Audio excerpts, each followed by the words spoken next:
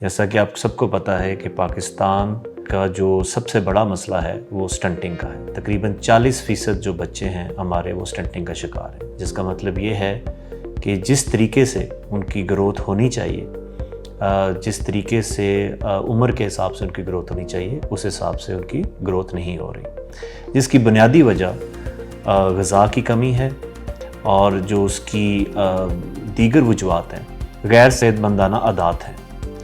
ہمیں یہ دیکھنا چاہیے کہ ہم جو اپنا خوراک کھا رہے ہیں وہ کیسی خوراک کھا رہے ہیں، جو ہم پانی استعمال کر رہے ہیں وہ کس قسم کا استعمال کر رہے ہیں، وہ صاف ہو، اور اس کے علاوہ جو خوراک ہم کھا رہے ہیں کیا اس میں غذائیت ہے یا نہیں ہے، یہ ساری چیزیں ہمیں دیکھنے کی ضرورت ہے۔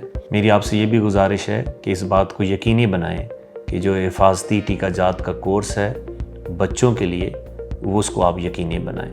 یہ فیسلٹی ہر سرکار کی جو حکومت پاکستان کی ہیلتھ فیسلٹی ہے اس میں میسر ہے۔ میری آپ سب سے گزارش ہے کہ اس کے اوپر آپ بالکل لاپرواہی کا مظاہرہ نہ کریں۔ جس مہینے میں یا جس تاریخ میں آپ سمجھتی ہیں کہ وہ جو امیونائزیشن ہے یا جو ٹیکے ہیں جو ان کو لگنے ہیں وہ آپ ضرور ان کا کورس مکمل کرائیں۔ یہ آپ کی بچے کی مستقبل کی صحت کے لیے بہت ضروری ہے۔ یہ پیغام حکومت پاکستان بے نظیر انکم سپورٹ پروگرام کی جانب سے پیش کیا گیا ہے۔